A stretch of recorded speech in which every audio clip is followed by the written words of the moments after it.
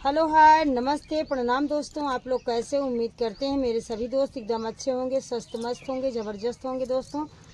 तो महंगाई इतनी तेज़ है भैया, गैस सिलेंडर ना मिलता है, लड़के बच्चा भूखे मरता है, परेशान है। मोदी से अपील करता है कि महंगाई घटाई दें और सिलेंडर ना मिले तो कैसे रोटी पानी बने, कैसे लड़के बच्चा पाला जाए।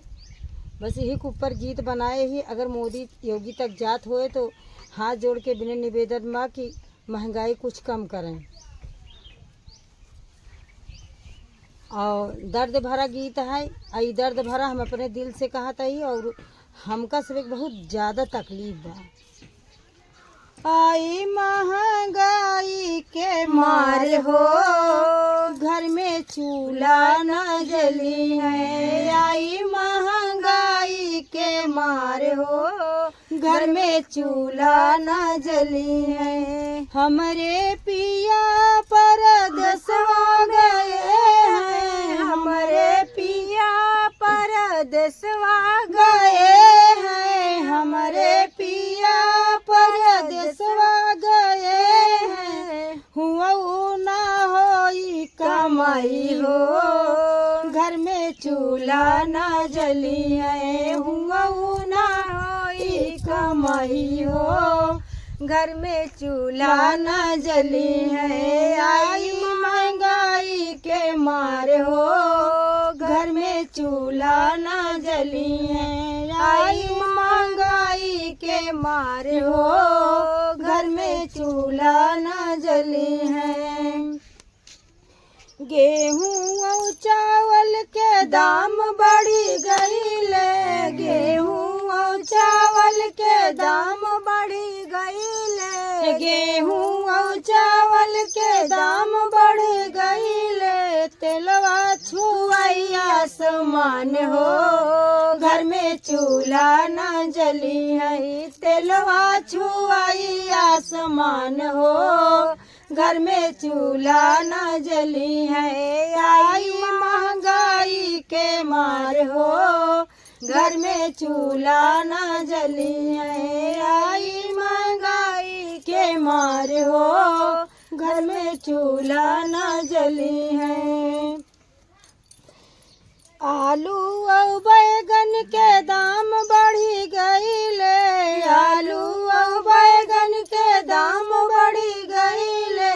सब्जी छुआई आसमान हो, घर में चूल्हा न जली है। सब्जी छुआई आसमान हो, घर में चूल्हा न जली है। आलू और बैगन के दाम बढ़ी गईले, आलू और बैगन के दाम बढ़ी गईले। सब्जी छुआई आसमान हो, घर में चूल्हा न जली है। सब्जी छुआई आसमान हो, घर में चूल्हा न जली है। आई महंगाई के मार हो, घर में चूल्हा न जली है। आई महंगाई के मार हो, घर में चूल्हा न जली है। ईटा और रेता के दाम बढ़ी गईले, ईटा और रेता के दाम बढ़ी गईले, ईटा और रेता के दाम बढ़ी गईले।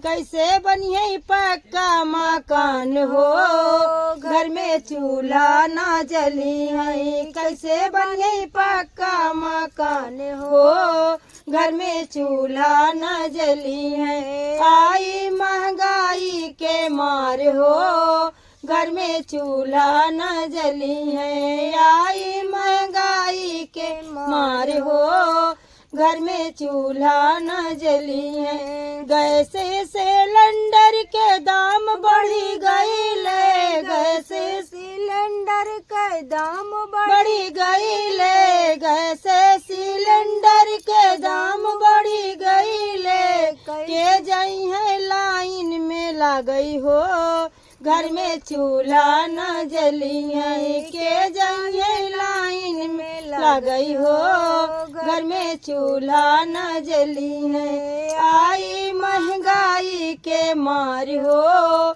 घर में चूल्हा न जली है, आई महंगाई के मारे हो, घर में चूल्हा न जली है, आई महंगाई के मारे हो, घर में चूल्हा न जली है। तो दोस्तों ये हमारा महंगाई के ऊपर गीत कैसा लगा आप लोग कमेंट में ज़रूर बताइएगा। और अपील मोदी योगी से बार बार निवेदन करेंगे कि इस गीत को जहाँ तक पहुँचे आप लोग शेयर करिए और महंगाई घटाइए। भैया शहर में चूल्हा नहीं जल पाएगा, गांव में तो कैसे कैसे करके लोग खाना बना लेंगे, लेकिन शहर के लोग क्या करेंगे, जो बहुत परेशान होंगे वो लोग। तो फिर मिलेंगे नए गीत के साथ। Bye by.